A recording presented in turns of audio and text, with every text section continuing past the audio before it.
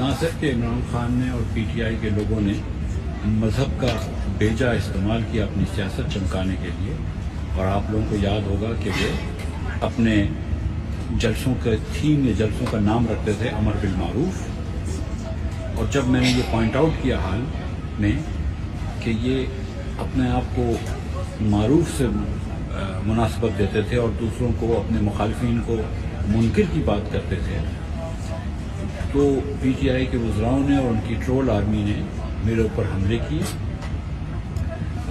میرے اوپر خطرہ لائق کیا اور سفید جھوٹ بولا کہ معاذ اللہ میں نے خدا نخواستہ قرآن کی آیت کے اوپر کوئی بات کی ہو۔ نہیں، میں نے یہ نہیں کی ہے، لیکن بالکل میں نے کہا ہے کہ خان صاحب کا مذہب کو استعمال کرنا اور خان صاحب کے حاریوں کا مذہب کو استعمال کرنا بالکل غلط ہے، اور اس کی جتنی مذمت کی جائے کم ہے، لیکن اس کے علاوہ قرآن مجید فرقان حمید تو ہم سب کا قرآن ہے، اور اس کے اوپر نہ سیاست ہونی چاہیے اور اس کے اوپر کوئی تنقید کا تو سوال ہی پیدا نہیں ہوتا۔ شکریہ۔